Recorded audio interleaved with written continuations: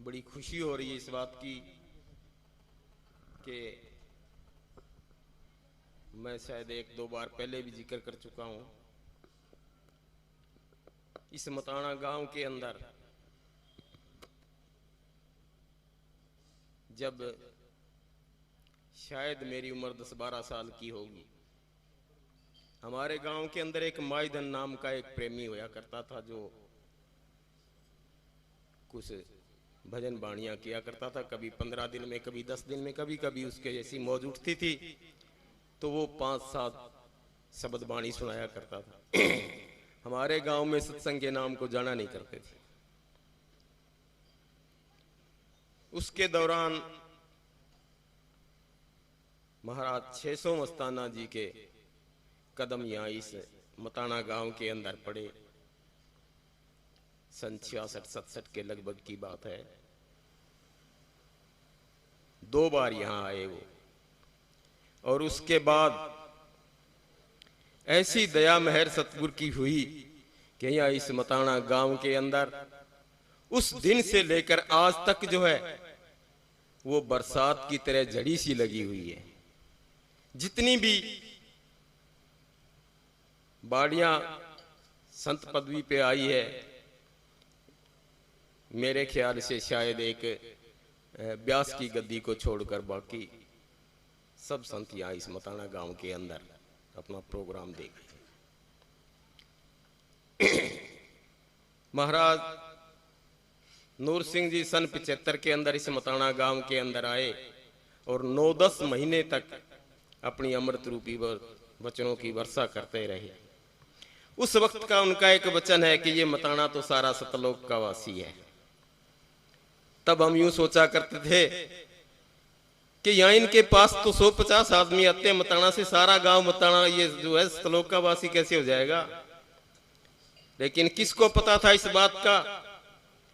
उस वक्त में 600 मस्ताना जी ने एक सत्संग रूपी भक्ति का बीज इस मताना के अंदर डाला, जो आज इतना बड़ा पेड़ हो गया फल फूल करके कि उसकी जो है अब कोई हद ही नहीं रही। इतनी बड़ी लंबी लंबी शाखाएं हो गई। आज उस बात का पता चलता है कि वास्तव में मताना गांव सारा सतलोक का वासी। क्यों कि जैसे जैसे सभी को एक बाड़ी से शिक्षा नहीं मिल सकती, समय के अनुसार जीवों के अपने अपने संस्कार होते हैं। जिस जीव का जिस बाड़ी के साथ संस्कार होता है उनको वहीं से शिक्षा दीक्षा मिलती है। वो भक्ति रूपी बीज बोया हुआ हमारी ये आने वाली ये जैसे जैसे पीढ़ियां दर पीढ़ी जो आती गई, ये आज एक यानी तीसरे चौथे पीढ़ी के अंदर जो है ये समय आ चुका है। तो इनके संस्कारों के हिसाब से इनके संबंध उन बाड़ियों के साथ में, उन संतों के साथ में इनका संबंध होता आ रहा है और इनको जो है वो सतलोक के रास्ते की दीक्षा मिल रही है। और जैसे समय आता जाएगा आने वाली इस जनरेशन का जो है और आगे आगे संस्कार बढ़ता जाएगा। तो इसलिए से संतों ने जो भी बात कही है उनकी बात तो एक एक अनमोल है और उनकी बात कांटे पे तुली हुई है। उसके अंदर तो रत्ती भर भी फर्क नहीं, फर्क तो होता है हमारी समझ का। महाराज नूर सिंह जी ने हमारी जमीन के बारे में एक बार जिक्र किया। यहाँ पूर्ण भगत था, उसने अपनी जमीन के बारे में कहा कि महाराज जी ये 4 किले ये बेच दें। महाराज जी ने कह रहे पूर्ण क्या बात करता है जमीन की, एक दिन वो आएगा जो जमीन के तो टुकड़े उड़ जाएंगे। नहीं पता था उस वक्त में कैसे टुकड़े उड़ेंगे, ये आज उड़ रहे हैं। हमारे करोड़ से भी ऊपर हमारे इस गांव की जमीन बिक रही है। संतों के वचन सत्य होते हैं समय के अनुसार। नहीं कोई उनके बातों को जान सकता, वही जान सकता है वो जो उनको वो जनाए, उनकी दया मेहर हो जो उन जैसा हो। तो ये संतों की शिक्षा बड़े भागों से, बड़े पुण्य से मिलती है। मैं ये समझता हूं हमारे मताना गांव के तो बड़े ही अहोभाग्य हैं। चाहे कोई सत्संग में लगा है चाहे ना लगा है, ना लगा है उसके भी संस्कार बढ़ेंगे, इसमें कोई दो राय की बात नहीं। चाहे वो ना मानता हो, चाहे वो उनको गालियां देता हो, लेकिन फिर भी उनके संस्कार बनेंगे। दावे की बात है ये संतों की। संतों ने जो दया मेहर हमारे मताना गांव पे की, मैं तो कहूं इसी तरह से पूरे संसार पे हो।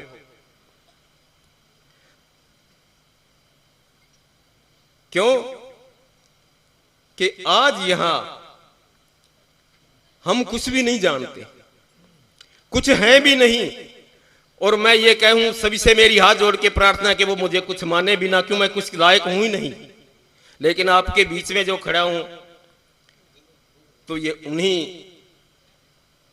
ताकतों की मेहरबानी है, उनकी दया मेहर है, जिसकी वजह से मैं आज आपके बीच में हूं। संतों की बात बड़ी निराली होती है। तुलसीदास जी एक दोहे में कहते हैं, संत समागम हरि कथा तुलसी दुर्लभ दो, सुत दारा और लक्ष्मी ये तो पापी के घर भी हो।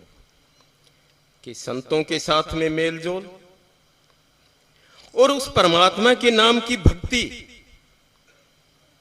ये बड़ी मुश्किल है, ये मिलना बड़ा मुश्किल है, जो कि हमारे मताना के तो ये भाग्य में है। तो भाग्य में तो मुझे बड़ी खुशी की बात आई। सुत दारा और लक्ष्मी, हट्टा कट्टा पुत्र घर में, और धन संपत्ति और जनानी, ये तो किसी पापी के घर भी मिल जाएगी, लेकिन राम नाम की भक्ति और संतों के साथ में मेल जोल, ये होना बड़ा मुश्किल है। और ये जिसका है उसका भाग्य बहुत ही ऊंचा है, बहुत ही उज्जवल है। एक एक बात को उन महापुरुषों ने बड़ी तोल तोल के कही है। कहते हैं, धन चाहे तो धर्म कर और मुक्ति चाहे भजनाम, ये हाड़ मांस का पूतला बिना भजन किस काम। ऐ इंसान, जरा सोच करके देख, तू इस संसार के अंदर आया है, ये जीवन बड़ा अनमोल है। तेरे को ये श्वासा रूपी जो पूंजी मिली है, ये गिनती के श्वास मिले हैं तेरे को, इनकी एक समय सीमा है। ये काया रूपी मकान जिसके अंदर ये जीवात्मा बैठा हुआ है, ये तेरे को किराए पे मिला है। जिस दिन इसका किराया समाप्त हो जाएगा, इसको खाली करना पड़ेगा। इसलिए संत कहते हैं कि भाई, इस इंसान जीवन का महत्व बहुत बड़ा है, इसकी तरफ तू ध्यान कर। सोचो, हम कहां से आए, क्यों आए, हमें क्या करना था, हम क्या कर रहे हैं। कबीर साहब जी एक दोहे के दौरान बोलते हैं कि तू आया था कुछ लेने को, हम अपने देश को छोड़ करके विदेश में आ रहे हैं। ये पराया देश है जिसको हमने अपना मान रखा है, और यहां एक भूल भ्रम का इतना जबरदस्त पर्दा इस जीव को लगा हुआ है कि इसके ये समझ में आना बड़ा मुश्किल हो रहा है। इंसान को अपनी पीठ के पीछे पता नहीं क्या लग रहा है, कोई दूसरा बताएगा कि तेरी पीठ के पीछे तेरे कपड़ों पे कोई दाग लगा हुआ है। इस तरह से हमें वो भूल भ्रम का पर्दा लगा हुआ वो सतगुरु इस इंसान चोले के अंदर संतों के रूप में आकर के और हमें वो चेत कराते हैं। हम अपने होश को खोए बैठे हैं, अपने होश को भुला दिया हमने। जिस दिन से इस जीव का रचना के अंदर कदम रखा गया, उसी दिन से इसके भूल का पर्दा लगा दिया गया। अब ये भूला हुआ यहां जो चीज झूठी है उसको सत्य मान रहा है और कहता है मेरी है। विचार कर लो, पिछले दिनों की बात है जब हमारी साड़ी की फसल जो थी उसके अंदर खास करके सरसों बहुत गजब की थी। हम कहीं एक प्रोग्राम के अंदर चले गए, वहां पे कई जगह से महापुरुष आए हुए थे, वो प्रेमी सजन बातें कर रहे थे। जैसे आज दिन के अंदर जिस तरह से मौसम हो रहा था, इस तरह से जब आसमान पे बादल छाए तो हर एक का जो कलेजा जो है वो धक धक कर रहा था। हर कोई यही बात कर रहा था कि परमात्मा ने ये सरसों देनी नहीं, ऐसी जो लगाई है ये देगा नहीं।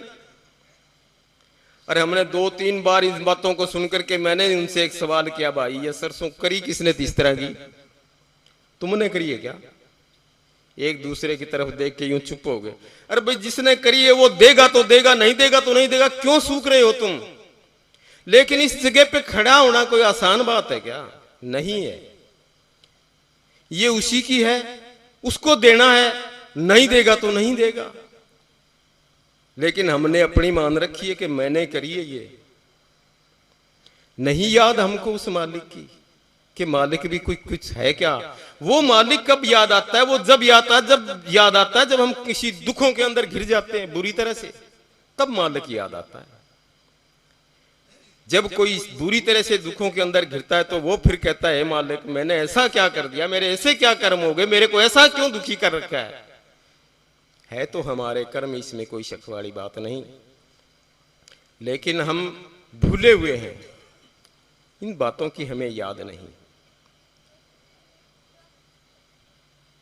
सत्संग सबसे उत्तम सार की बात है। अब ये इंसान, ये जीव अपने देश को छोड़कर इस पराये देश में आ गया।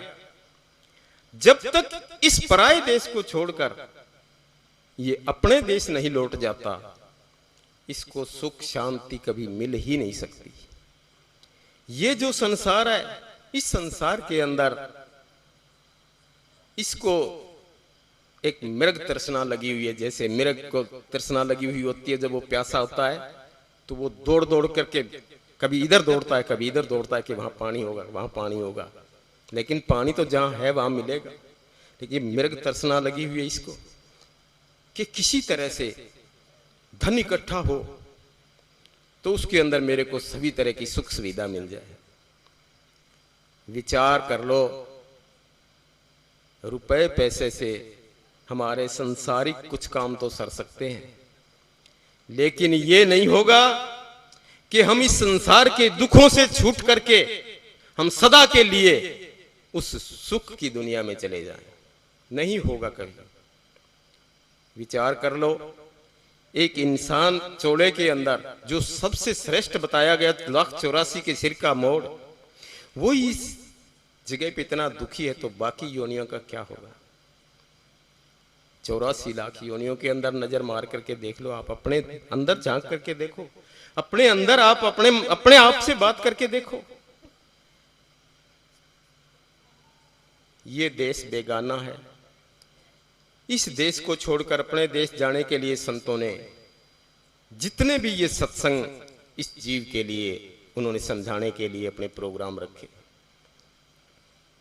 जैसे अभी हमारे प्रेमी अमर सिंह ने ये शब्द बोला कि है सत्संग गंग की धार। हमारे को जो शिक्षा मिली हुई है वो किसी तरह से मान लो ऋषि मुनियों के माध्यम से मिली है, या पंडित पुजारियों के माध्यम से मिली है, या वो शास्त्रों के माध्यम से हमने पाई है।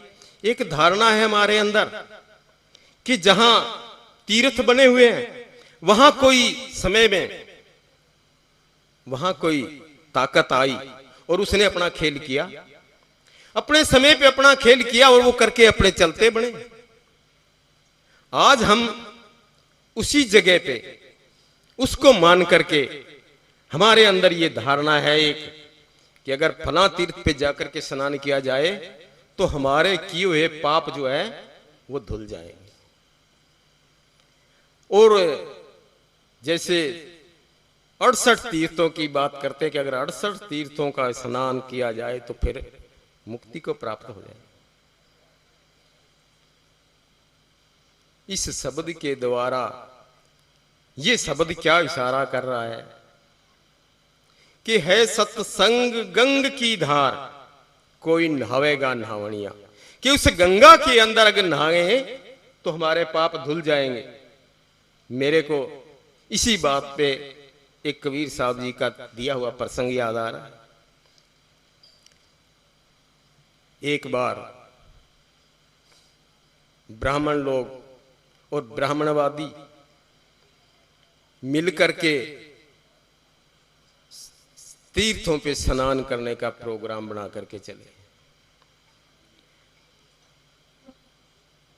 खासकर ब्राह्मणों का और कबीर साहब का आपस में मेल नहीं खा रहा था। उनकी आपस में एक दूसरे के साथ द्वेषता थी। तो उन्होंने एक प्रोग्राम बनाया कि चलो कबीर साहब के स्थान के पास से होकर के चलेंगे। कबीर साहब की झोंपड़ी थी। अब वो वहां कर होकर के चलने लगे तो चलते चलते उस ब्राह्मण देवता ने कहा, कबीर जी चलो आपको स्नान करवा लें। कबीर साहब जी हंसे, कहने लगे, हाँ ब्राह्मण देवता जी बात तो आपकी ठीक है, लेकिन मैं नहीं जा सकता। आप ऐसा करो, उनके पास एक तुम्बा था, जैसे हम जो सब्जी बनाते हैं जैसे घिया होता है तुम्बा होता है, इस तरह एक तुम्बा था, और वो तुम्बा था कड़वा। एक वो बीज कोई ऐसा होता है उसकी बेल को सभी कड़वे तुम्बे लगते हैं। वो तुम्बा रखा हुआ था वहां। खासकर वो तुम्बे जो एक तारा बनाने के अंदर काम आते हैं। कबीर साहब जी कहने लगे, पंडित जी ये लो, इस तुम्बे को ले जाओ और आप जहां भी जाओ तीर्थ स्थानों पे इसको स्नान करवाना। अब पंडित जी जो है कुछ उनकी कबीर साहब के उन वचनों के अंदर ऐसा ही जादू था, ऐसा असर किया कि वो मना भी नहीं कर सके। कहा लाओ कबीर जी, लेकर के चले गए। अब जहां भी वो तीर्थ स्थानों पे जाते, जहां वो आप स्नान करते, वहां उस तुम्बे को भी डुबकी लगवाते। अब वो हफ्ता 10 दिन में जब वापिस आए तो आकर के पंडित जी महाराज ने कबीर साहब जी को कहा, ये लो महाराज आपका तुम्बा। कि जी आप जहां स्नान किया वहां इसको भी करवाया? कहा जी मैं जहां भी हमने स्नान किया वहां इसको स्नान करवाया हमने। कि तो पंडित जी इसको ले जाओ घर सब्जी बना देना इसकी। अब पंडित जी मना नहीं कर सके और लेकर के चले गए। घर जाकर के अब पंडिताइन को दिया कि लो इसकी सब्जी बना ले। पंडिताइन ने सब्जी बना ली। इसकी सब्जी बना करके उसने कहा, स्वामी सब्जी रसोई तैयार है कि तो डालो।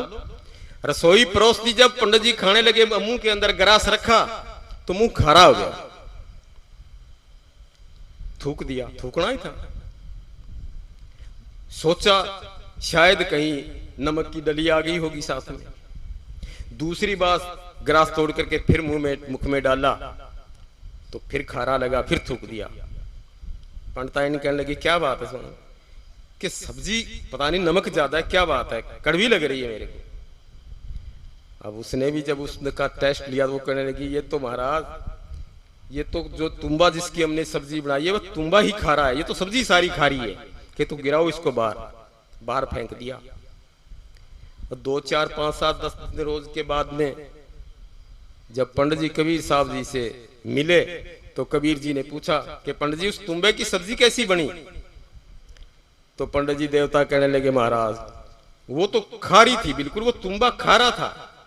कि हाँ पंडित जी मेरे को इस बात का पता था कि वो खारा था, इसलिए तो मैंने आपको दिया था। भाई आप जहां तीर्थों में जाओ वहां इसको न लाओ ताकि ये जो है मीठा हो जाए, मैंने इसलिए दिया था आपको। मीठा नहीं हुआ क्या? अब पंडित जी कुछ जवाब ना दे इसके, लेकिन उन्होंने यही कहा कि नहीं जी वो तो कड़वा ही था। तो कबीर साहब जी ने कहा, पंडित जी यही बात है, हम तीर्थों में जाकर के स्नान करते हैं, वहां हमारे तन का मेल तो उतर सकता है, हमारे कपड़ों का मेल उतर सकता है, लेकिन हमारे मन के अंदर, हमारे अंतकरण के अंदर जो कर्मों की मेल चढ़ी हुई है वो उन जल से नहीं उतरेगी। वो कौन से जल से उतरेगी? वो इस जल से उतरेगी जो इस सत्संग की धारा जो है, ये अमृत रूपी, जो संतों के अमृत रूपी वचन है, संतों की शिक्षा दीक्षा जिसने पाई, उन्होंने जो रास्ता दिया उस रास्ते से चल करके और फिर आप जो है उस गंगा की धारा के अंदर नहा करके देखो, वो पाप अवश्य उतरेंगे। जैसे इसके अंदर जिक्र किया कि गंगा जमुना सरस्वती नहावे, बाहरी तीर्थ है ये, जिसको तीनों धाराएं जहां मिलती है, गंगा जमुना और सरस्वती, उस स्थान को बतलाते हैं।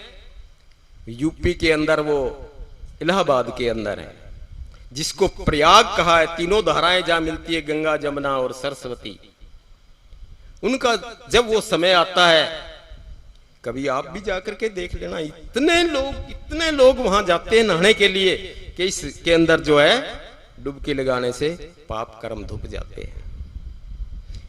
अरे भाई, सबसे पहले तो ये सोच लो कि जब इसके अंदर नहाने से अगर पाप धुल जाते हैं तो करते क्यों? इसका मतलब ये हुआ कि हम पाप कर्म करें, जो जैसा आया आगे कर दिया और जाकर के उस प्रयाग में नहा लिए, उज्जवल हो गए, हमारे पाप की तो कोई लाग रही नहीं। लेकिन ऐसा है नहीं, ये हमारे विचार हैं, और जिन्होंने विचार दिए ठीक है, उन्होंने अपनी सूझबूझ से दिए, लेकिन आप विचार करके देखें। आपको भूख लगी है, विचार करवा। मैं किसी का विरोधी नहीं हूं, मैं संतों की कही हुई बात आपके सामने दोहरा रहा हूं। जो संतों ने कही, उन्होंने कांटे पे तोल के कही है। आपको भूख लगी है, अब आप रोटी ले लो और उसको पेट पे बांध लो, विचार करो कि आपकी भूख मिट जाएगी। अब आपका विचार कुछ भी हो, लेकिन मेरा विचार है कि नहीं मिटेगी। जब तक उसको हम खा करके पेट में नहीं डाल लेंगे, नहीं मिटेगी। इसी तरह संतों ने कहा है कि उस गंगा जिसको मान रखा है, उस पानी के अंदर नहाने से हमारे पाप कर्म नहीं धुल सकते। अगर ऐसा हो तो फिर तो कोई डर ही नहीं है, अपने पाप कर्म करो, उसमें नहाओ और साफ हो गए। लेकिन ये बात सत्य है, संतों ने कहा है गंगा जमुना सरस्वती नहावे। ये संतों ने कहा है कि ये हमारी गंगा और जमुना, हमारे नासिका के जो सुर है, इनको संतों ने गंगा और जमुना बोला है। और इनके बीच की धारा एक, जब इसके साथ मेल होता है इसका, जो संतों के पास गए हैं, संत शरण गए, जिन्होंने संतों से नाम दीक्षा ली और उनके बताए हुए तुजर्बों पे, उस रास्ते पे वो चले, तो जो कोई इस गंगा जमुना और सरस्वती इस धारा के अंदर कोई नहाया है, तो मेरा अपना विचार है कि उसके पाप कर्म अवश्य ही समाप्त हो गए। यहां ये संतों ने इस तन के अंदर बड़ा भारी तमाशा बताया है। जो ब्रह्मांड में है सो पिंड में है, लेकिन एक बात से संतों ने चेताया है कि आप इस भूल में भी मत रह जाना कि जो कुछ ब्रह्मांड में है वो पिंड में है, तो आप यहीं तक सीमित रह जाओ, तो एक दिन इस पिंड को भी छोड़ना पड़ेगा, और ये जो है किसी का मिट्टी के हवाले और किसी का लकड़ियों में अग्नि के हवाले हो जाना है। इसलिए इस जीते जी में इसकी यथार्थता को देखो, वास्तविकता क्या है वो इसके द्वारा मिलेगी। जिन्होंने सिर्फ बातों से अगर मान लिया तो बातों से मुक्ति नहीं होती। कबीर साहब जी कहते हैं कि बातन मुक्ति ना होई संतो छोड़ो चतुराई है। ये हमारी मन की चतुराई है, इससे कुछ होने वाला नहीं। यथार्थ की बात कोई और है। भूख लगी है तो रोटी खानी ही पड़ेगी, तब भूख मिटेगी। तो इस तरह से ये संतों की जो शिक्षा है, वो बड़ भागी जीव है जिन्हों के हृदय के अंदर जिन्होंने उसको बैठा लिया। मैं तो यहां तक मानता हूं कि चाहे कोई उनकी बातों को हृदय के अंदर धारण किया या नहीं, अगर वो संत शरण जाते हैं, अगर वो सत्संग में शामिल होते हैं, तो मैं तो ये मानता हूं फिर ये भी उनके बड़े भाग हैं। एक दिन ये धीरे धीरे बढ़ता बढ़ता जो है, आप 1 रुपया से शुरू कर दो बैंक के अंदर ब्याज जो जमा करना, जब आप 10-20 साल तक अगर ऐसा करते जाओगे तो वो भी एक दिन संख्या हो जाएगी। तो इसी तरह से जो भी सत्संग के अंदर शामिल होता है उसके एक दिन बहुत अच्छे बहुत बढ़िया संस्कार बन जाएंगे और एक दिन वो जो है अपने देश को लौटने योग्य हो जाएगा। तो ये संसार जो है ये तो दुखों का सागर है। गुरु नानक देव जी ने कहा कि नानक दुखिया सब संसार, सुखी सोही जिन नाम आधार, कि जिन्होंने संतों की शरण जाकर के नाम का आधार ले लिया, नाम के सहारे जो हो गए वो सुखी हो सकते हैं। और संत कहते हैं कि नाम हमारे पास नहीं, हम आपको नाम नहीं देते, हम आपको नाम का रास्ता देते हैं। वो नाम तुम्हारे अंदर है, उस रास्ते से चल करके उस नाम को प्रकट कर लो। जब उस नाम को आप प्रकट कर लोगे तो फिर उस नाम के साथ जुड़ करके आप जो है इस पिंड ब्रह्मांड के पार चले जाओगे, वो वास्तविकता आपके सामने होगी। ये संतों का मिशन है, संतों की शिक्षा है। आप इसके ऊपर विरोध न करके इसके ऊपर विचार करें। संतों ने जो बात कही है वो एक एक उनकी जो है अनमोल है। तो इस तरह से मैं आपको, वैसे तो अब मेरी कोई इतनी हिम्मत नहीं है, और मैं तो जैसे मैंने एक बार मनीष साहब जी से सुना कि हम तो सब कुछ भूल गए, तो हम तो सब कुछ भूल गए। मैं तो ऐसा हो रहा हूं, मैं आपको 1-2 कोई शब्द मेरे कोई जैसे भी कोई भूले बिसरे याद है मैं आपको सुना दूं। उसके बाद हमारे गाने वाले बहुत हैं, आपको बहुत संतों की बहुत बढ़िया बढ़िया शब्द सुनाएंगे। दान दान सतगुरु तेरा ही आशा।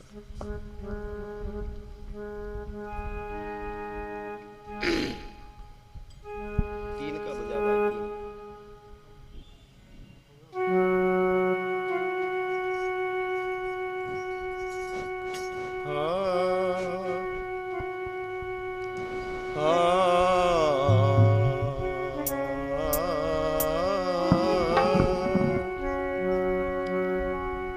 धन धन सतगुरु तेरा आसरा, और धन सच्चा सौदा धाम। जंगल में मंगल कर दिया, तो धन्य हमारे ब्रह्म संतों के न्यारे राम। गुरु चरण संकट हरने और करन सिद्ध सब काम।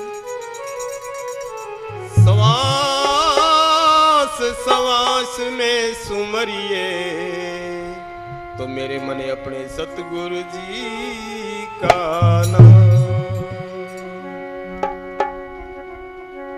वो बंदे सतगुरु के दरबार में तो जाइए बारंबार। वो भूली वस्तु लखाए दे, तो सतगुरु है ऐसे दाता। मेरी सतगुरु जी को वंदना और कोटि कोटि प्रणाम।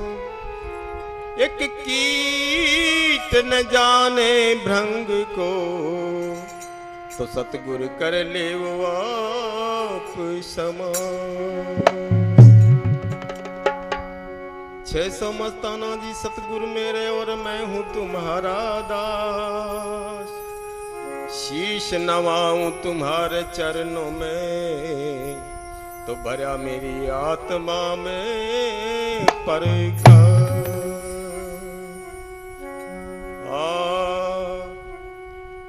ओ गुण सतगुरु जी के गाना, गुण सतगुरु जी के गाना।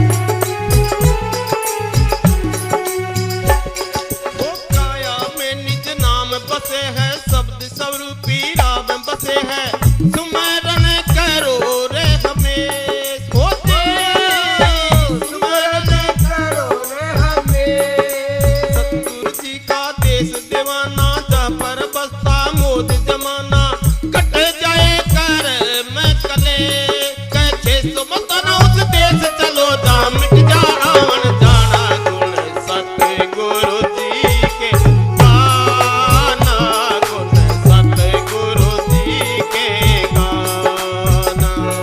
ओ मिली मरज की दवा वैद मिल गए जैसो मस्ताना, गुण सतगुरु जी के गाना, गुण सतगुरु जी के गाना। दान दान सतगुरु तेरा ही आसरा। इसी तरह से संतों ने बतलाया है कि ये देश हमारा देश नहीं है, हम बेगाने देश में आए हुए हैं। अपना देश, वो देश तो ऐसा आलीशान देश है, संतों ने कहा उसके अंदर तो कोई दुख, किसी तरह का कोई दुख दर्द धूप छाया, वहाँ दिन रात सूर्य चंद्रमा पवन पानी ऐसा कुछ नहीं, वो तो हमेशा एक साथ अटल रहने वाला है, वो देश हमारा है। उस देश का जिक्र संत करते हैं और उसको पाने के लिए, उस देश में पहुंचने के लिए संतों ने विधियां बतलाई है कि वो उस नाम को पकड़ करके ही तो उस देश को जा सकता है, ये उसका नियम और कानून है। और वो नाम तेरे अंदर है, लेकिन उस नाम की विधि और रास्ता कोई पूर्ण संत बताएगा जो वक्त का फकीर हो। अगर कोई इसके बारे में भी अच्छी तरह से सोच ले कि पीछे जितने भी महापुरुष महान शक्तियां वो संत आए और अपने वक्त का खेल करके वो चले गए, आज कोई इस बात पे रहे कि मेरे को तो फलाना संत पार करेगा, तो वो चाहे बैठा रहे, उस मालिक का कोई रंग रूप नहीं है। वो रंग रूप क्यों नहीं है? इसलिए नहीं है कि वो कभी एक रूप के अंदर नहीं रहता, वो तरह तरह के रूप लेकर के इस संसार के अंदर आकर के इस आदम चोले के अंदर संतों के रूप में जीवों को सनेड़ा देते हैं। अगर वो सदा एक अटल रहते तो आज ये त्रिलोकी खाली हो गई होती। क्यों? कि फिर तो सभी को विश्वास आ जाता इस बात का कि ये तो खुद मालिक है। इसलिए इस बात के ऊपर ये शर्त है, वो अपने हर बार रूप बदल के आता है, इसलिए हम उस पे विश्वास नहीं कर पाते। हमें हमारा मन जो है मानने नहीं देता। हम क्या देखते हैं? हम ये देखते हैं कि ये तो हमारे ही जैसा, ये कल तक तो हमारे साथ था, हमारे साथ में खेला खाया, हमारे साथ में बातें करता रहा, हमारे साथ में रहा है, आज ये इसके पास में कौन सी पावर आ गई ऐसी? लेकिन ये पावर आना ये किसी के अपने बस की बात नहीं। अगर वो मालिक किसी के अंदर बैठ करके काम करेगा तो करे ही गा, लेकिन वो ऐसी बॉडी को चुनेगा जो ऐसी पाक पवित्र हो। संत और साधु जो हैं वो जन्म से ही संत होते हैं, उनके जन्मों जन्मों के संस्कार होते हैं, बस गुरु के द्वारा उनका प्रकट होना होता है। तो इस तरह से नाम की जो बात आई, नाम एक बहुत बड़ी ताकत है। नाम ये नहीं जो हम आपस में बातें कर रहे हैं या किसी का नाम लेकर के बोल रहे हैं, ये नाम नहीं। संतों ने बताया ये तो एक बाहरी लफ्ज है हमारे समझने के लिए। संतों ने कहा है शब्द जो है एक वर्णात्मक है, एक धुनात्मक है। इस वर्णात्मक के द्वारा हमने उस धुनात्मक को, उसको जानना है, उसको पकड़ना है। ये शिक्षा हमें संत प्रदान करते हैं। और वो धुनात्मक नाम कैसे मिले? वो तभी मिल सकता है, किसी पूर्ण संत की शरण मिले, उनसे हमें नामदान मिले और फिर वो जो बतलाते हैं वो विधियां हम अपनाएं। तो फिर वो उसके लिए कहते हैं कि भाई आप इस रास्ते से चलो, और उसका एक ही तरीका कहते हैं, इस नाम का सुमरण करना पड़ेगा। वो सुमरण करोगे तो एक दिन आप इस रास्ते से चलते चलते उस निज नाम को पालोगे। और निज नाम जिस दिन आपको मिल जाएगा उस दिन आप जो है इस पिंड ब्रह्मांड और अंड को पार कर जाओगे, वास्तविकता आपके सामने होगी। तो फिर महाराज 600 मस्ताना जी ने एक शब्द के अंदर कहा है कि जब संत शरण चले गए और जब नाम मिल गया, जब नाम मिल गया तो फिर संशय क्या रह गई। और अगर संशय है तो हमें विश्वास नहीं आया, तो उस नाम के लिए क्या बोला उन्होंने।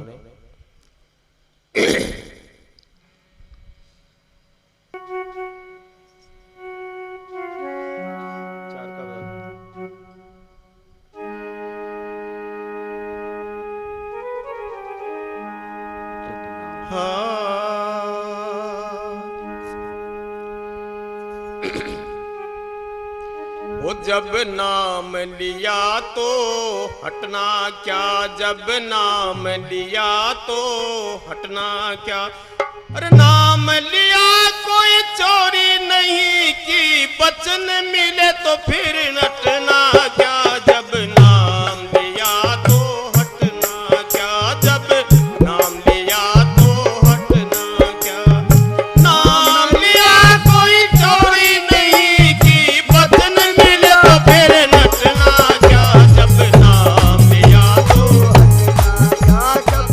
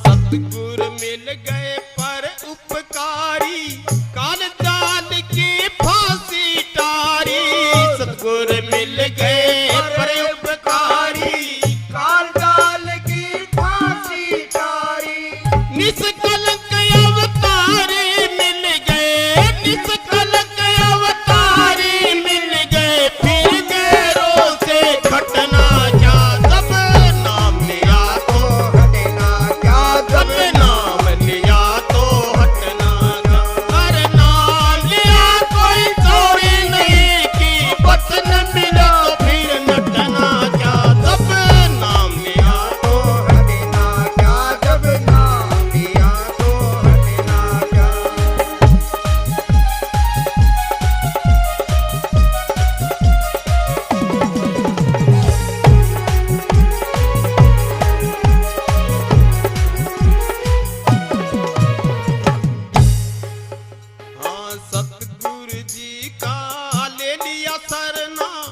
मन की बदल गई है फुरना, सतगुरु जी का ले लिया सरना, मन की बदल गई है फुरना।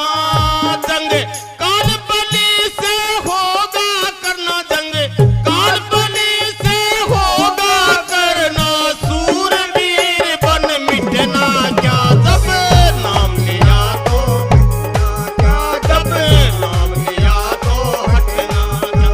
अरे नाम लिया कोई चोरी नहीं की, वचन मिले तो फिर मटना क्या, जब नाम लिया तो हटना क्या, जब नाम लिया तो हटना क्या।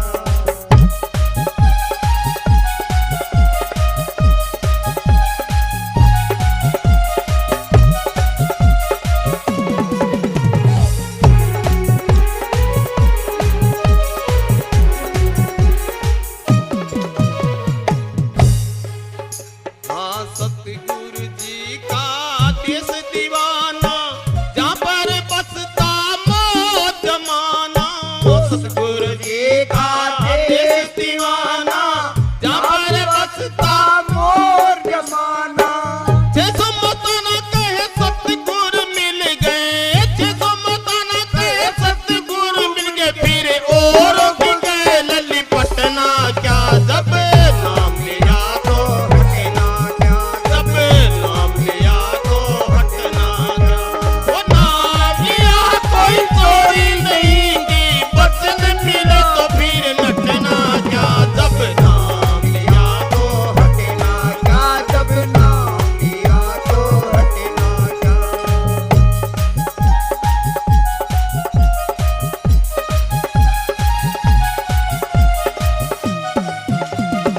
हटना क्या, जब नाम लिया तो हटना क्या, जब नाम लिया तो हटना क्या।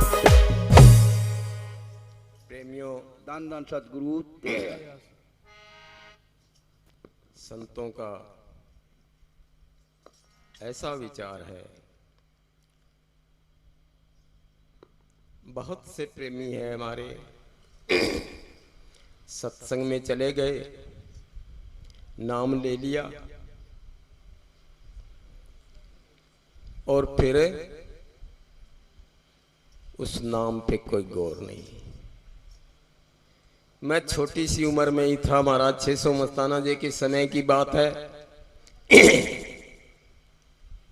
उधर एक रोहतक साइड से एक प्रेमी आया, उसको कमर के अंदर दर्द था। शरीर है, इसके अंदर रोग किसी को भी हो सकता है, इसका कोई अगर अहंकार करे तो ये चलने वाला नहीं। उस बेचारे ने इधर उधर से इलाज करवाया, नहीं आराम मिला। कहीं से किसी प्रेमी के साथ उसकी मेल बैठ हुई, उसने कहा भाई 600 मस्ताना जी गंगवे के अंदर एक संत है, आप उनके पास जाओ और उनसे नाम ले लो, आपका दर्द ठीक हो जाएगा। अब अंधे को क्या चाहिए, 2 आंख। अब उसको जब ऐसा आश्वासन मिला तो बड़ी खुशी हुई और उसने जो है इधर उधर से पूछताछ करके हर महीने के पहले इतवार को सत्संग होता था, वो सत्संग के अंदर आ गया। आकर के उसने नाम ले लिया। रात को सत्संग हुआ, सुबह सत्संग समाप्त के बाद महाराज जी अंदर गुफा में चले गए, लेकिन ना जाने क्या खेल था। कुछ देर बाद में लौट करके बाहर आ गए और वही बूढ़ा जिसको कमर का दर्द ठीक करवाना था, उन्हीं से भेंट हो गई। अब महाराज जी कहते हैं उसको कि बाबा नाम ले लिया क्या? क्या जरूरत थी उन्हें पूछने की, लेकिन कोई राज तो था ही इसमें। न्यू बोले हाँ जी नाम तो ले लिया, फिर कमर का दर्द तो न्यू का न्यू पड़ा है। यानी मतलब हमें उस नाम से कोई लेना देना नहीं था, हमें तो हमारा स्वार्थ पूरा करना था। लेकिन एक ये बात भी है संत शरण जो गए, जिन्होंने गुरु पे विश्वास किया, नाम की कमाई की, तो उसके साथ इस नाम से जो 1,84,000 के जख्म पड़े हुए हैं वो रोग मिटते हैं, लेकिन इसके साथ साथ इस तन के भी मिटते हैं। लेकिन ऐसा विश्वास हो तो हम उस विश्वास पे खड़े नहीं रहते। तो इसलिए नाम लिया और नाम लेने के बाद में घर बैठ गए। कोई कहे कि भाई सत्संग है, चले कि रोज रोज का सत्संग में क्या रखा है? सत्संग एक बार सुन लिया, वही सत्संग, नाम ले लिया, बस। अब क्या है, घर बैठ के गुरु गुरु तो करना है। लेकिन कबीर साहब जी ने कहा है कि सतगुरु के दरबार में जाइए बारंबार। बारंबार का क्यों कहा है? विचार करो, हम सत्संग में जाते हैं, वहां से सत्संग से, उस पर सत्संग के माध्यम से संत जो हैं उस सत्पुरुष का जो संदेश देते हैं, हमें इन दुखों से हमेशा हमेशा छुटकारा पाने के लिए जो जो विधियां बतलाते हैं, क्या हम उन संतों की कही हुई बात एक एक लफ्ज को हम धारण कर लेते हैं? क्या हमको याद रहता है? मेरे विचार से नहीं। बहुत से प्रेमियों से हमारी जब भेंट होती है, जब ऐसी कोई बातें होती है, तो वो कहते हैं जी बात तो सब ठीक है, जब सुनते हैं तो सब कुछ याद रहता है, लेकिन पीछे पीछे सुहागा लग जाता है। होता ही ऐसा है। उस नाम के साथ में प्रेम नहीं है, प्रीति नहीं है, गुरु से ऐसी लगन नहीं है, तो उस नाम की कमाई हो नहीं सकती। और जब नाम की कमाई नहीं होगी तो वो काम क्या करेगा? इसलिए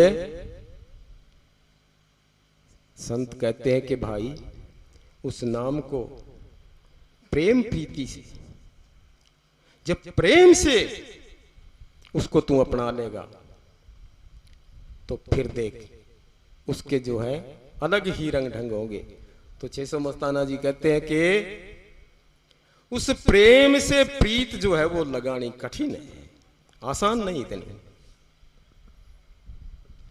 प्रेम चाहे दुनियादारी का है, चाहे वो भक्ति मार्ग का है, बिना प्रेम के कुछ हासिल नहीं हो सकता। तो इसलिए उस 600 मस्ताना जी ने इस शब्द के अंदर जैसे बतलाते हैं कि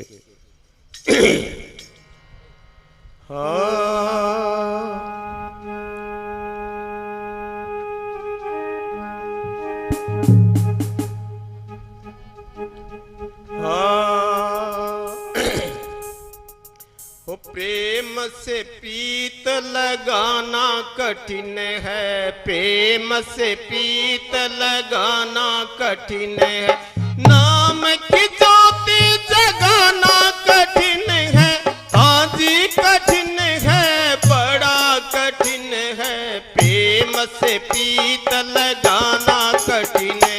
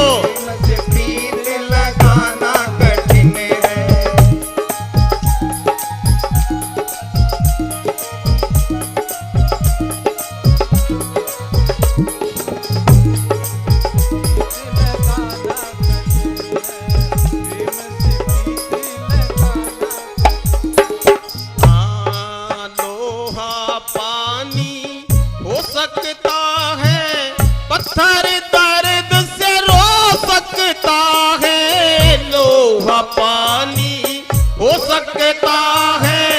पत्थर दर्द से रो सकता है, प्रेम से खाली किसी के दिल को, प्रेम से खाली किसी के दिल को अपने बस में लाना कठिन है। प्रेम से प्रीत लगाना कठिन है, बोले भाई, प्रेम से प्रीत लगाना कठिन है। प्रेम से प्रीत लगाना कठिन है, जान की चोट दिखाना कठिन है, आना कठिन है।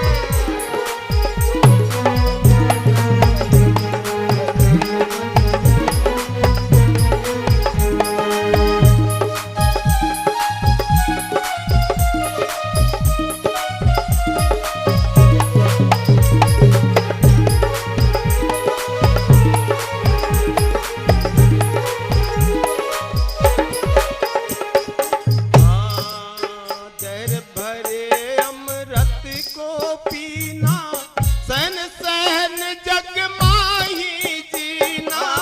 जहर भरे अमृत को पीना, सहन सहन जग माही जीना।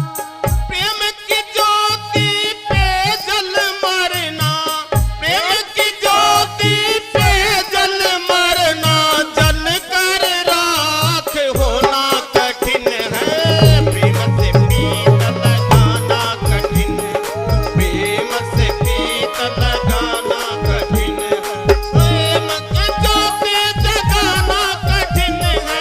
आदि कठिन है, बड़ा कठिन है। प्रेम से प्रीत लगाना कठिन है, प्रेम से प्रीत लगाना कठिन है।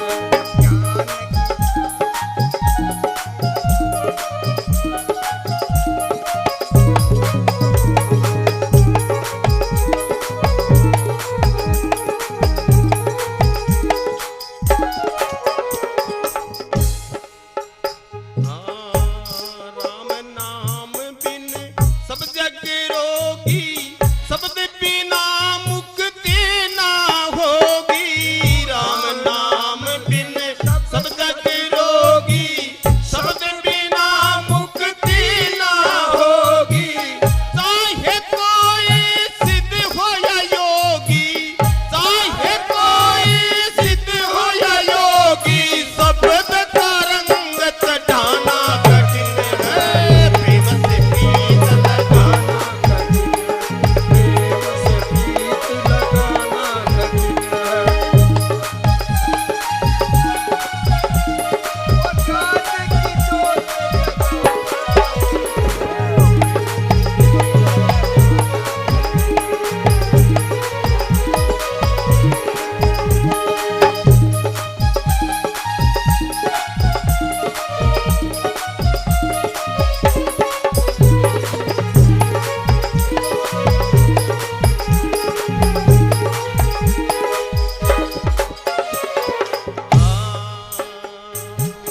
वीर नाम की ज्योति जगाई रवि दास जपे तो मुक्ति पाई।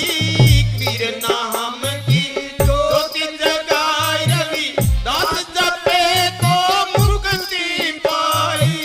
सब गुरु तो सब घट माही, वो प्रेम गुरु तो सब घट माही। अपना स्वरूप जगाना कठिन है, प्रेम से प्रीत लगाना कठिन है। प्रेम से प्रीत कठिन है, जान की चोट दिखाना कठिन है, आदि कठिन है।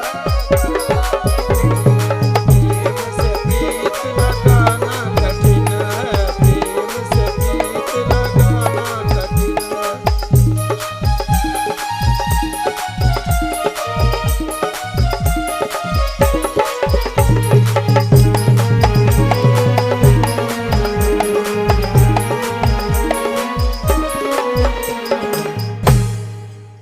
हाँ 600 मस्ताना जिनित प्रेम पिलावे, सबको नुक्ता एक पढ़ावे, छे समस्तान नित प्रेम पिलावे, निष्कलंक हो नाम जपावे। सबको नुक्ता एक पढ़ावे, सबको नुक्ता एक पढ़ावे, उस नुक्ते पे ध्यान जमाना कठिन है, प्रेम से प्रीत लगाना कठिन है, प्रेम से प्रीत लगाना कठिन है, ज्ञान की ज्योति जगाना कठिन है, आदि कठिन और बड़ा कठिन है, प्रेम से प्रीत लगाना कठिन है, प्रेम से प्रीत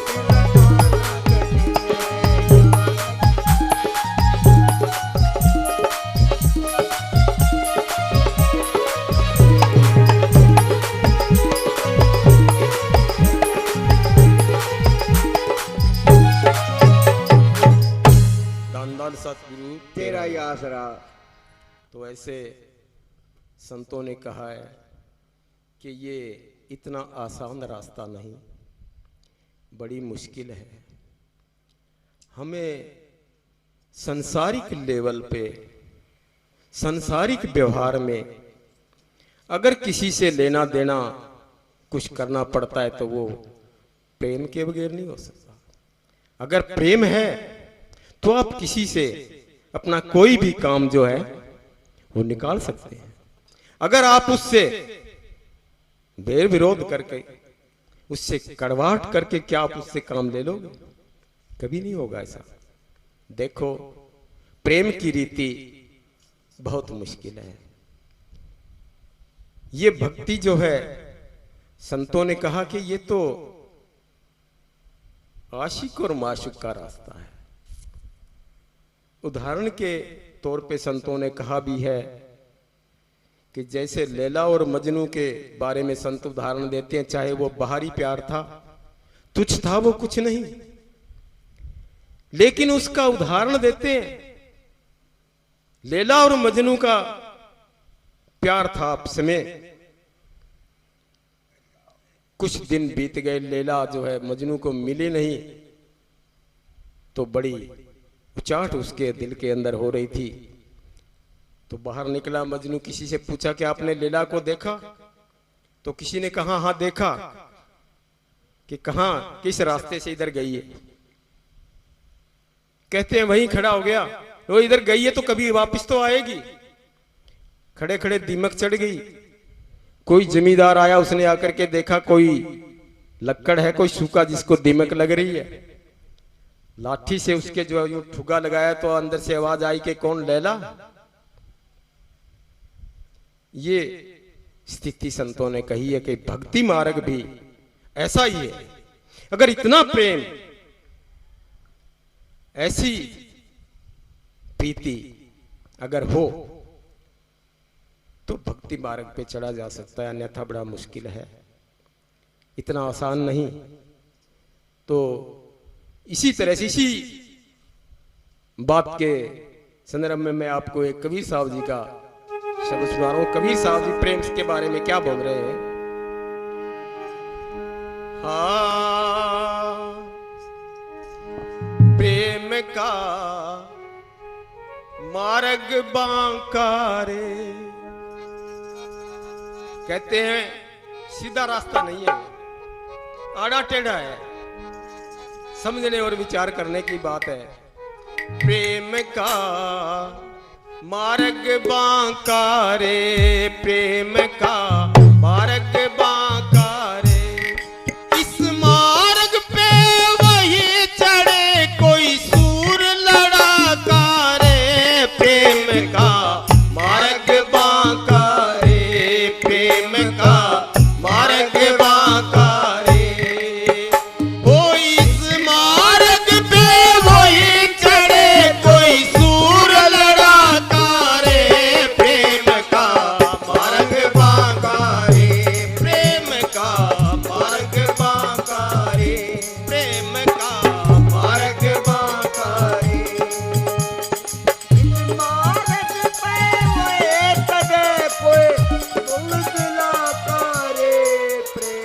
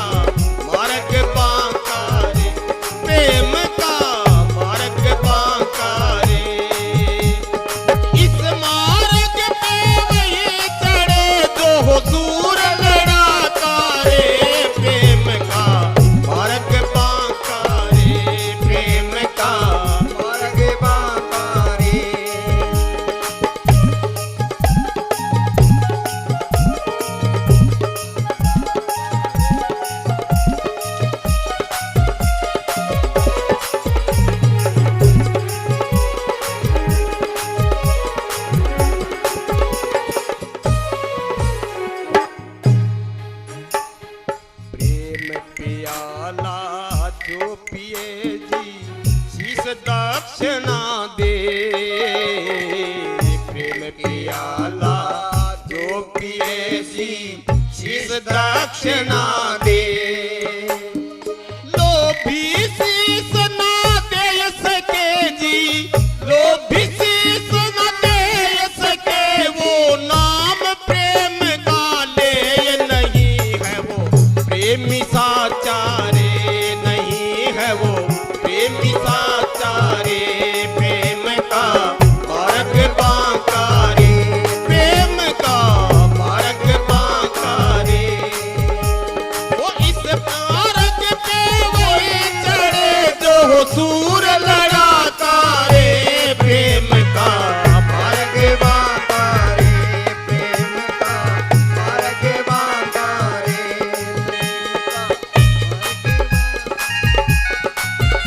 कोई सूर लड़ाता रे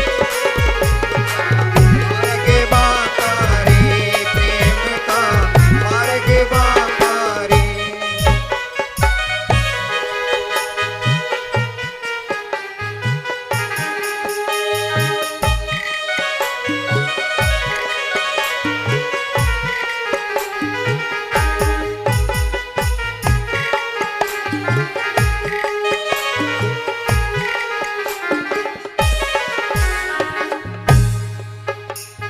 प्रेम न बाड़ी उपजे जी प्रेम न हाट बिकाए प्रेम न बाड़ी उपजे जी प्रेम न हाट बिकाए राजा और जा जोरू से जी राजा पर जा जोरू से जी शीश के ले जाए मिलेगा मुक्ति का नाकारे मिले मुक्ति का नाकारे प्रेम का मार्ग बांका रे प्रेम का मार्ग बांका रे इस मार्ग पे वही चढ़े जो सूर लड़ाका रे प्रेम का मार्ग बांका रे प्रेम का मार्ग बांका रे प्रेम का मार्ग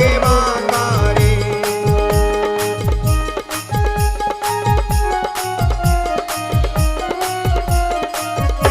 प्रेम का मार्ग बांका रे प्रेम का मार्ग बांका रे जोगी जंगम शिवड़ा जी सन्यासी दरवेश जोगी जंगम शिवड़ा जी सन्यासी दरवेश बिना प्रेम पहुँचे नहीं जी बिना प्रेम पहुँचे नहीं जी दुर्लभ सतगुर का देश शेष जहाँ नयन धाकारे प्रेम का मार्ग बांका रे प्रेम का मार्ग बांका रे वो इस मार्ग पे वही चढ़े जो सूर लड़ाका रे प्रेम का मार्ग बांका रे प्रेम का मार्ग बांका रे प्रेम का मार्ग बांका रे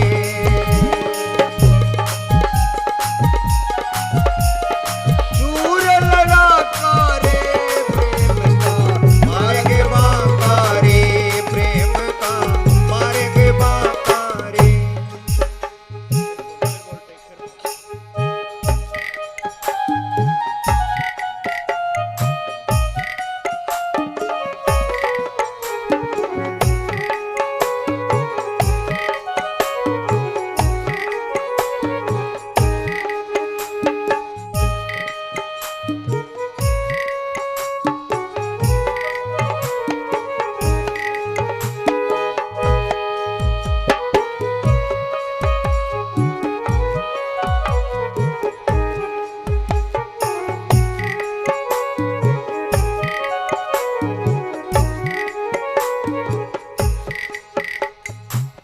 धन सतगुरु तेरा ही आसरा मेरे लास्ट की कली का एक चरण जो है वो नहीं दिमाग पे आया।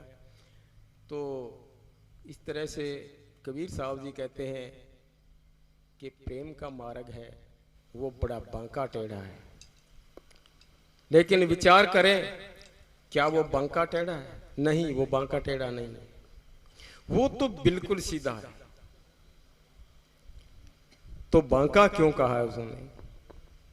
बांके का मतलब क्या है? बांके का मतलब है कि किसी जंग के अंदर कोई सूरवीर हो वही लड़ सकता है, कायर का काम नहीं। बांका सूरवीर के लिए उन्होंने कहा है। बांके का मतलब यानी आड़े टेढ़े का मतलब नहीं है। कह दिया उन्होंने तो कि एक शब्द के अंदर उन्होंने कहा है कि पिए का रास्ता जो है वो टेढ़ा है। पिए का रास्ता जो है वो बांका है, लेकिन उसका जो है, अब उसके जवाब में कहते कि पिए का रास्ता सुगम है, तेरी चाल है अनेढ़ा। हमारी चाल जो है उसमें गड़बड़ हो रही है, रास्ता सीधा है। हम जो है कभी रास्ते के इधर पैर रख रहे हैं, कभी इधर रख रहे हैं। पिए का रास्ता सुगम है, तेरी चाल है अनेढ़ा। नाच ना जाने बावड़ी कहे आंगन टेढ़ा। क्या थारा भाई नाचू क्यों कर, आंगना टेढ़ा है थारा। आंगना के कभी किसी का टेढ़ा हुआ? जो नाच जाना है वो तो नाच दे खड्डा में भी, लेकिन नाचना आवे कौन नहीं आवे तो न्यू क्या बोले थारा तो आंगना टेढ़ा है। हमारे प्रेमी अंग में भी इस तरह की बात मेरे को सुनने न मिल जाए कि सुमरण होवे कौन, सतगुरु दया करे तो होवे। अरे भाई सतगुरु दया कितनी करेगा? कैसे सतगुरु ने कोई दया करने में कमी छोड़ी है क्या? जो संत की शरण कोई गया तो उस पे उन्होंने दया से खाली उसको नहीं मोड़ा। संतों के तो हमेशा ही वहां दया की वर्षाई हो रही है। अगर कोई उस बरसात के नीचे जाएगा तो भीगेगा, अगर कमरे में अगर बढ़ के बैठ गया तो भाई फिर किस तरह? उनकी तो दया निरंतर ही बरस रही है। कमी हमारी है कि हम उस दया के अंदर, उस दया रूपी वर्षा के अंदर हम नहाते नहीं। सबसे पहली दया ये हुई कि तेरे को मनुष्य जन्म मिला, और मनुष्य जन्म परिपूर्ण मिला। मनुष्य जन्म में भी देख लो, आप विचार कर लो, कभी आपने वो मनुष्य भी देखे होंगे किसी की आंख नहीं है, किसी के कान नहीं काम करते, किसी का पैर नहीं काम करता, किसी के हाथ नहीं काम करते, किसी का दिमाग नहीं काम करता, जो वो जो है फटे पुराने वो कपड़े और वट्टे चुपते फिरते रहते हैं। क्या देखा नहीं आप किसी ने? क्या इस बात का आपने कभी विचार किया इस पे कि ये इंसान भी मेरे ही जैसा है, लेकिन जो मैं हूं वो ये नहीं है? क्यों नहीं है? वो परिपूर्ण नहीं है। तो इसलिए सबसे पहली बात यह है उस मालिक का शुक्राना कि उसने हमें ये मनुष्य जन्म दिया और परिपूर्ण दिया। विचार कर लो, अगर ये मनुष्य जन्म हमारा बिना उस सतगुरु के भक्ति के अगर चला गया तो न जाने फिर कौन सा, किस तरह से ये मनुष्य जन्म मिले, कितने समय के बाद मिले और कैसा मिले। देख लो, विचार कर लो। ऐसा अगर किसी को इस मनुष्य जन्म की कीमत पे किसी ने विचार किया है, अगर किसी को ऐसा दुख है तो वह सोचेगा इसके बारे में। अन्यथा हमारे बहुत से भाई हैं जिनसे हमें उनकी तरफ से सुनने को मिलता है, बोलो खा लो पी लो मौज उड़ा लो, क्या रखा है इसमें, ये एक दिन मरना तो है ही। अरे भाई, मरने वाली बात तो बिल्कुल सत्य है। ये महापुरुषों का कथन है, जीवन झूठा है, मरना सत्य है। लेकिन क्या ये मनुष्य जन्म जो है ये जन्मने और मरने के लिए ही मिला है? मनुष्य जन्म सिर्फ आपको उस मालिक की भक्ति के लिए मिला है। कबीर साहब जी ने कहा, तू आया था कुछ लेने को, गया डगरिया भूल। उल्टे धंधे लग गया, तेरा ब्याज रहा नहीं मूल। हमें जो ये 93 करोड़ श्वासों की पूंजी जिसकी संतों ने 100 साल बताई है उसकी उम्र, लेकिन ये सबको बराबर नहीं मिल रही। कोई कितनी पहले बढ़ के आ रहा है, किसी को कम मिली है, किसी को ज्यादा मिली है, कोई कोई उसके अंदर पूर्णता है। देख रहे हो आपके सामने ये बात हो रही है। कोई 20 साल में चला जाता है, कोई 30 में चला जाता है, कोई 50 में, कोई 60 में, कोई 70 में, और कई कई तो ऐसे जो 100 के पार कर जाते हैं। तो वो जो 100 के पार चले जाते हैं, फिर वो 50-60 वाले क्यों नहीं गए? क्यों? कि उनने आधी पूंजी जो है पहले वाले में बरत ली, अब आधी बची हुई है उसके लिए यहां इसमें आ गया, अब इसमें बरत के चला गया। अरे भाई, मनुष्य जन्म जो है वो हमें परमात्मा के नाम की भक्ति करने के लिए ही मिला। इससे आवागमन के छुटकारे के लिए ही ये मनुष्य जन्म दिया गया है।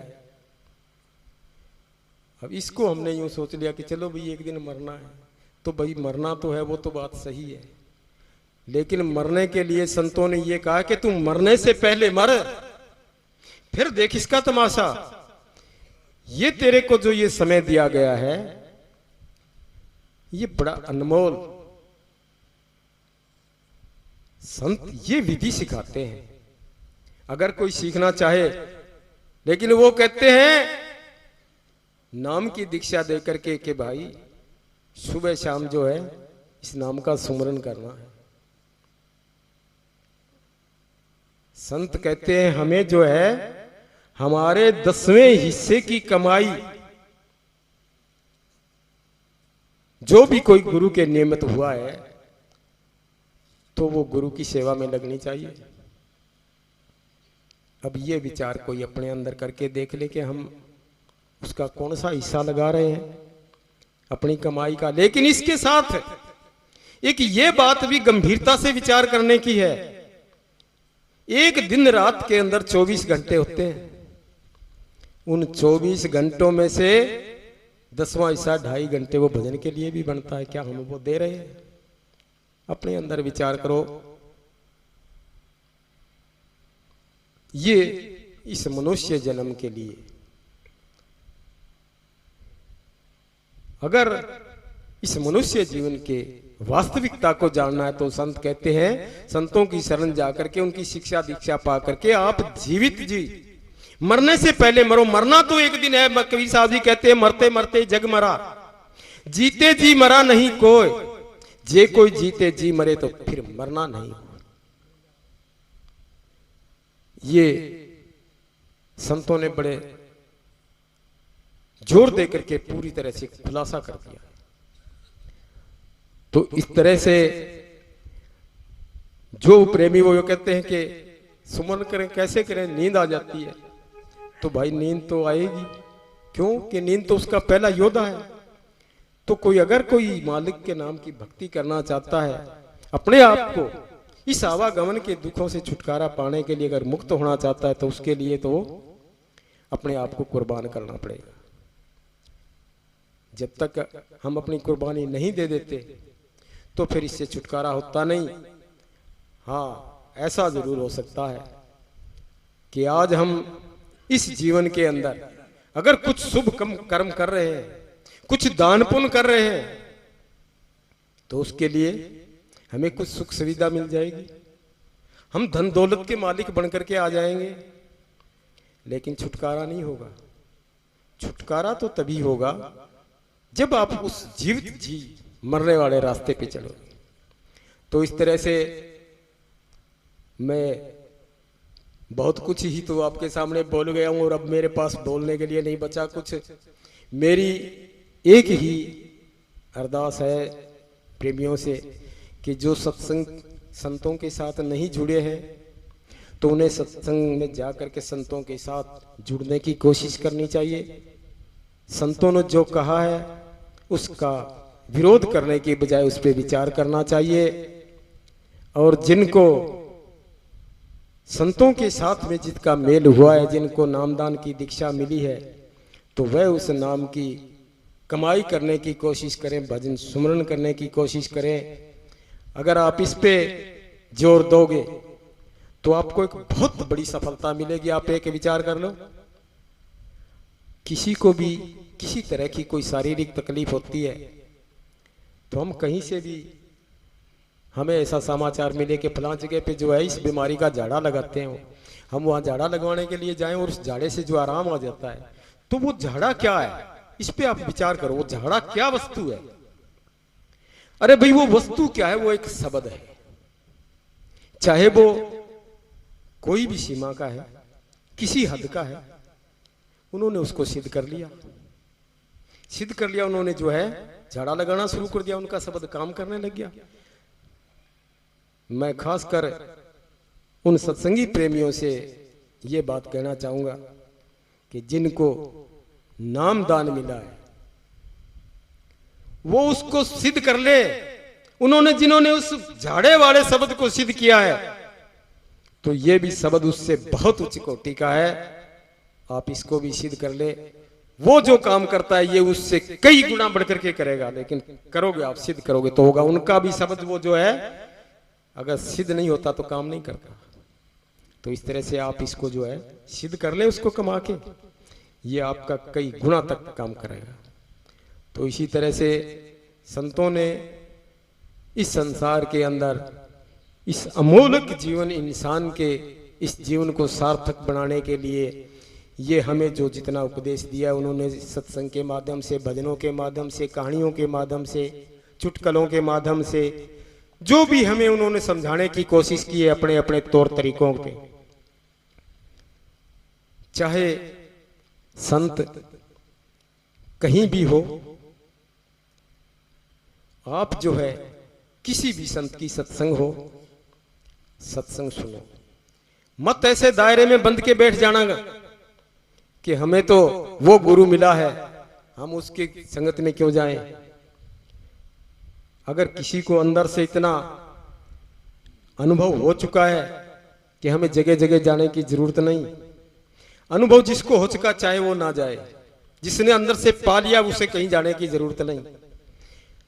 और जिसको अभी तक इस बात की समझ नहीं आई तो उन्हें संतों की संगत में जाना चाहिए। न जाने कौन सा तरीका कहां से हमें उस भक्ति लेवल के लिए मिल जाए। संत कहते हैं देखो शहद की मक्खी है, वो मक्खी शहद बनाती है, वो नीम जो कड़वा होता है वो उसके फूलों में से भी मिठास निकाल के ले आती है। आक है वो कड़वा होता है लेकिन वो उसके फूलों में से भी मिठास निकाल के ले आती है। इसी तरह से संतों ने उदाहरण के द्वारा समझाया कि आप किसी संत की संगति में जाओ, संत जो कहते हैं उसका सार ले लो। वो जो कुछ भी कह रहे आपकी कुछ नहीं समझ में आता, आपको अच्छा नहीं लगता, छोड़ दो, जो आपको अच्छा लगे वो पकड़ लो।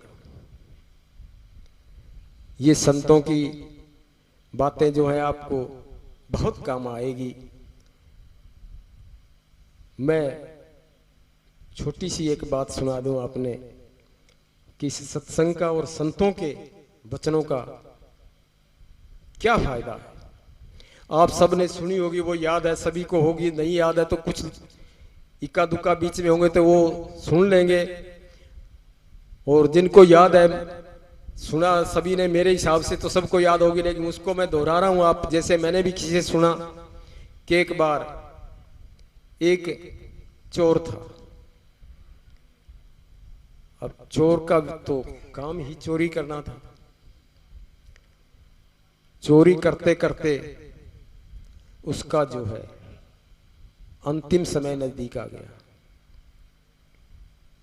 अंतिम समय नजदीक आ गया लेकिन इस पिंड में से प्राण नहीं निकल रहे, दुखी हो रहा। उसके 4 लड़के थे, वो चारों इकट्ठे हुए। उन्होंने कहा भाई पिताजी तो बड़ा दुखी हो रहा है। उन्होंने पूछा पिताजी क्या बात है? कि भाई बात क्या है, मेरा समय तो अंतिम है लेकिन मेरे प्राण नहीं निकल रहे। कि क्यों नहीं निकल रहे? कि मेरे प्राण तब निकले आप मेरी 1-2 बातें वो मानो तो उन्होंने एक दूसरे की तरफ देख करके कहा कि जी मान लेंगे, कहो। कि देखो एक तो आप जो है चोरी करेंगे, मैंने चोरी की सारी उम्र, आप चोरी करेंगे कि पिताजी ठीक है कर लेंगे। और ये जहां सत्संग कथा कीर्तन होता हो वहां नहीं जाएंगे कि पिताजी नहीं जाएंगे। अब नहीं जाएंगे, जब उन्होंने हाँ कर दी तो पिताजी के प्राण पंखे उड़ गए। अब वो जो है चारों लड़के चोरी का काम करना शुरू कर दिया उन्होंने। एक बार ऐसा हुआ कि वो पाड़ लगा करके चोरी करने लगे तो वहां घर वाले जो है वो जाग उठे। जब जागर हो गई तो चोर चोर करने लगे तो वो जो है भाग उठे। अब कोई इधर से भागा, कोई किधर से भागा, जिनको जहां से भी रास्ता मिला भाग गए। एक जो है उनमें से वो भागा और उसके पीछे जो है घर वाले दौड़े तो उसने सोचा भाई ये तो पकड़ेंगे तेरे को। तो एक जगह जहां जैसे आज हमारा प्रोग्राम हो रहा है, इस तरह से प्रोग्राम हो रहा था सत्संग का, और वो जाकर सत्संग में बैठ गया कि यहां तेरे को कौन पहचानेगा। जब वो वहां जाकर के बैठा, उसके पीछे जो पकड़ने वाले लगे हुए थे वो आगे निकल गए। तो वहां एक प्रकरण आया कि भाई देखो, जो भूत प्रेत देवी देवता जो होते हैं उनके छाया नहीं होती। अब ये शब्द उसकी कान में पड़े और उसने सोचा रहे तो बाप की जो हमने उनकी जो हाँ भरी थी, जो वचन दिए हुए थे, अब हम तो उससे गलत हो गए, मैं तो सत्संग के अंदर आ गया। अब ये वचन उसके कान में पड़े और पढ़ते उठ करके वो जो है चला गया। लेकिन ये दो लफ्ज उसके कानों के अंदर पड़े। उसके बाद एक रोज उन्होंने राजा की चोरी कर ली। अब राजा को इतला मिली कि राजमहल में चोरी हो गई। राजा ने कहा अभी मेरी अगर राजमहल की चोरी होगी तो प्रजा का क्या हाल होगा, चोर पकड़ो किसी तरह से। अब बहुत कुछ यत्न किए गए लेकिन चोरों का कोई सुराग नहीं मिल रहा। कहते हैं उस वक्त में जो जिस तरह के यत्न होते थे, वजीर से राजा ने सलाह मशवरा किया। वजीर ने कहा महाराज कि दूती को बुलाना पड़ेगा इन चोरों को पकड़ने के लिए, कि दूती को बुलाओ। तो दो दूती थी, उनको बुलाया। उनको बुला करके राजा ने पूछा हाँ भाई क्या काम है तुम्हारा। तो एक कहने लगी जी मैं आकाश के तारे तोड़ के ले आऊं। दूसरी से पूछा भाई तू कि मैं लगा दूं। वजीर की तरफ देखा राजा ने, वजीर ने कहा जी तोड़ने वाले से लगाने वाला ज्यादा तेज है। तो उसको बुला करके पूछा कि ऐसे बात है, राजा के राजमहल में चोरी हो गई और चोरों को पकड़ना कि ये तो जी मेरे बाएं हाथ का काम है, मैं चोरों को पकड़ देती हूं, लेकिन उसके लिए मुझे कुछ साजो सामान चाहिए। कि क्या? कि फलां दिन की तारीख निश्चित करें आप और पूरे नगर में अनाउंस करवा दे कि 5 बजे से पहले अपना खाना बाना बना करके और नगरी जो है सारी की सारी अपने दरवाजे बंद कर ले, और फला जगह पे मेरा एक जो है देवी का मंदिर बनवा दिया जाए और मेरे को देवी की जो जैसी पोशाक है वो पोशाक मेरे को दे दी जाए। राजा ने कहा ठीक है हो जाएगा। अब राजा का हुक्म होने के बाद में किसकी मजाल की कोई ना करे, तारीख तय कर दी गई और उस तारीख को जो है सभी ने 5 बजे से पहले अपना खाना बाना बना करके और खा करके अपने गेट बंद कर दिए।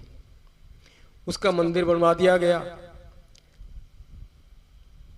जहां उन चोरों की बस्ती थी उसके नजदीक में।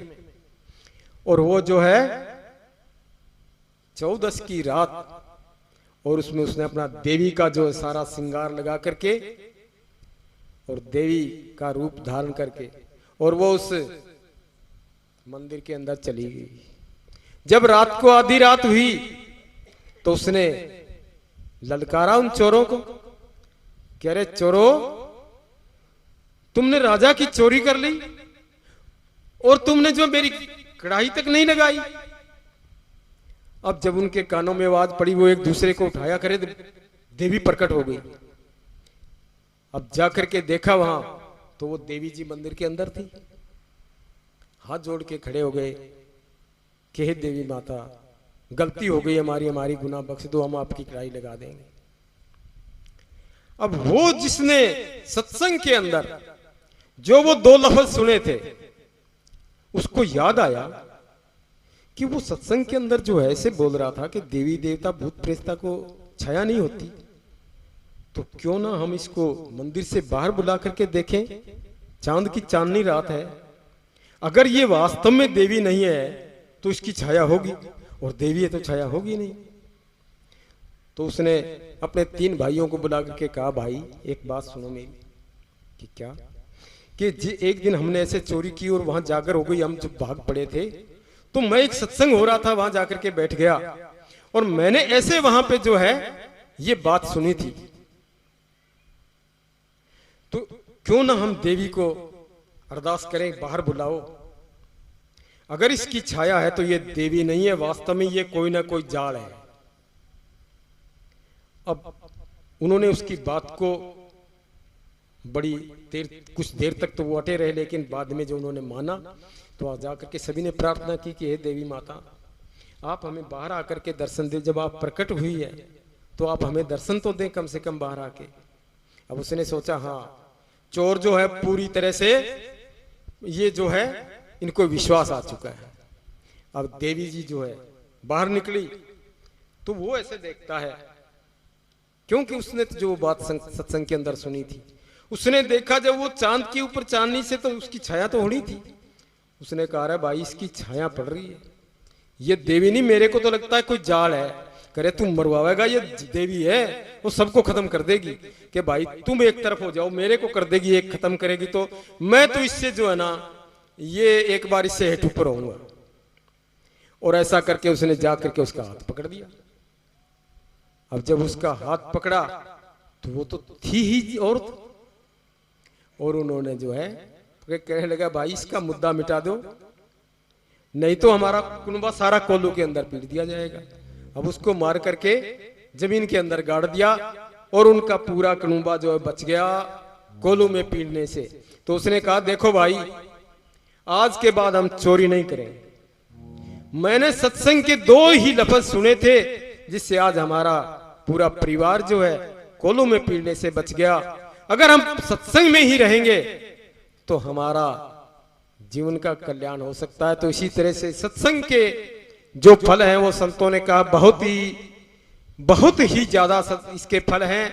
अगर कोई सत्संग में संतों की शरण में अगर वास्तव में सही मायने से अगर उनकी दी हुई शिक्षा दीक्षा को अगर ग्रहण कर ले तो सदा सदा के लिए इसका जो है इसका आवागमन का छुटकारा हो सकता है। दान दान सतगुरु तेरा ही।